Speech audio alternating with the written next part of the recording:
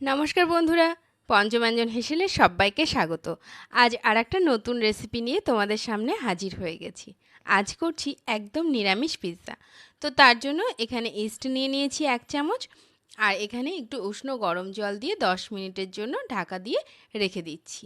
তো চলো 10 মিনিট পরে আমি ময়দাটাকে নিয়ে নিয়েছি ডো করার জন্য, আর তার সঙ্গে একটু পরিমাণ মতো লবণ, আর এই যে ইস্টটা ভিজিয়ে রেখেছিলাম 10 মিনিটের জন্য, সেই ইস্টটা দিয়ে দিলাম, আর 2 চামচ এখানে দিয়ে দিচ্ছি টক দই। এবার বাকি যে জলটুকু লাগবে সেটুকু কিন্তু আমরা এখানে উষ্ণ গরম জলটাই কিন্তু ব্যবহার করব। তাতে ডোটা খুব সুন্দরভাবে ফাটবে এবং তার সঙ্গে যে সেট হওয়ার ডোয়ের যে সেট হওয়ার ব্যাপারটা থাকবে সেটাও কিন্তু খুব সুন্দরভাবে হবে। আর এই যে একটুখানি হাতে ল্যাকপ্যাক হয়ে লেগে যাচ্ছে, ঠিক এই রকমই কিন্তু ডোটাকে প্রথম অবস্থাতে কিন্তু মাখতে হবে। পরে ময়দাটা কিন্তু খুব সুন্দরভাবে সেট হয়ে যাবে। আর তারপরে এখানে এই যে 1 চামচ আমি এখানে সাদা তেল দিয়ে ময়দাটার গায়ে আমি মাখিয়ে নিচ্ছি, আর তারপর সুন্দরভাবে একটু মাখিয়ে রেখে দিতে হবে। আর ঠিক আমরা এখানে 1.5 ঘন্টা রাখছি। তোমরা চাইলে এখানে তার বেশিও রাখতে পারো, তবে মিনিমাম 1 ঘন্টা রাখলে ডোটা খুব সুন্দরভাবে সেট হয়।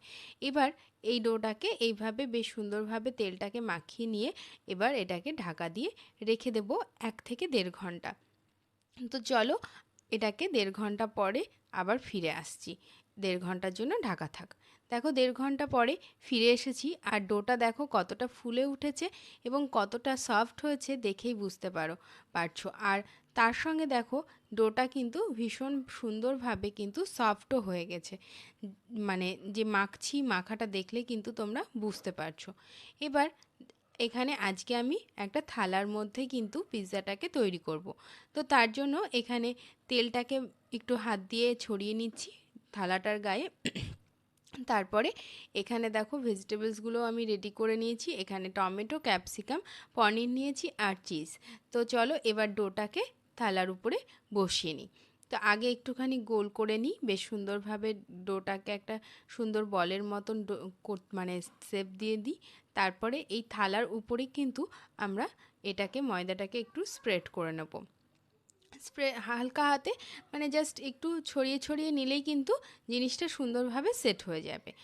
আর থালাটা খুব বড় নেবে না, যাতে একটা মিডিয়াম সাইজের হয় ডোটার পরিমাণের মতন, সেটা একটু দেখে নেবে। তারপরে চারপাশটা একটুখানি একটু উঁচু করে রাখবো, মাঝখানটা একটু নিচু করে দিচ্ছি, আর একটা ফর্কের সাহায্যে এইভাবে একটু ফুটো ফুটো করে দিচ্ছি। এবার এর মধ্যে দিয়ে দিচ্ছি খানিকটা পিৎজা সস। এখানে তোমরা কিন্তু হোমমেড পিৎজা সসও কিন্তু ব্যবহার করতে পারো, অথবা যদি ঘরে কোনো পিৎজা সস অ্যাভেলেবেল না থাকে সেক্ষেত্রে কিন্তু তোমরা চাইলে কিন্তু এমনি নর্মাল যে টমেটো কেচাপ হয় সেটাও কিন্তু ব্যবহার করতে পারো।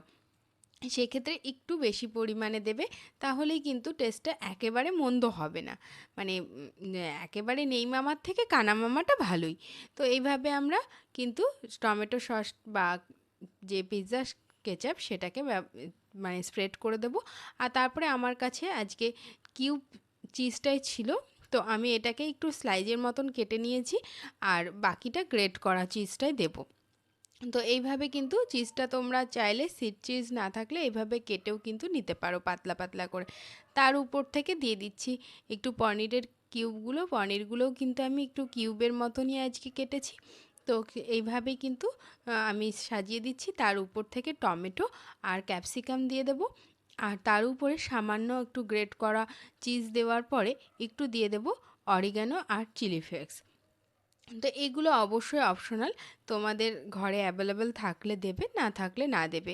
আর এর মধ্যে কিন্তু একটু বেবি কর্নও দিতে পারো।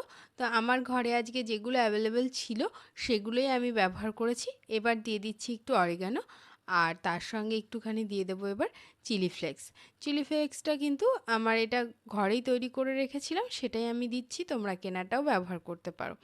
এর উপর থেকে দিয়ে দিচ্ছি বাকি গ্রেট করা চিজটা। তো চলো এবার বাকি প্রসেসিংটা দেখাই। এদিকে দেখো একটা কড়াই বসিয়ে রেখেছিলাম, গরম হয়েই গেছে।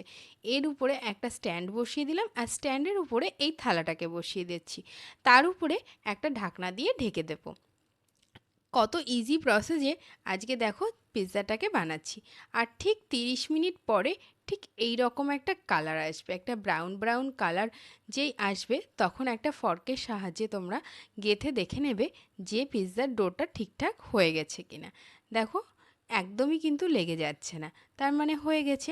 এবার ঢাকা দিয়ে 2 থেকে 3 মিনিটের জন্য রেখে দেব। দেখো 2 থেকে 3 মিনিট পরে আমি থালাটাকে বের করে নিয়ে এসেছি। তো চলো এবার তোমাদেরকে একটু কেটে দেখিয়ে দিই কেমন হয়েছে। তো দেখো কত ইজি প্রসেসে কিন্তু পিৎজা কিন্তু ঘরেই তৈরি করে নেওয়া যায়, আর বাচ্চাদের বায়নাও কিন্তু মিটিয়ে ফেলা যায়। দেখো কতটা ফুলেছে এবং কত সফট হয়েছে। তো আজকের ভিডিও কেমন লাগলো তোমাদের অবশ্যই জানিও, আর ভালো লাগলে লাইক শেয়ার কমেন্ট করতে ভুলো না। আর যারা নতুন এসেছো আমার চ্যানেলে তারা ভালো লাগলে সাবস্ক্রাইব করে পাশে থেকো। আজকের মতো এই পর্যন্ত।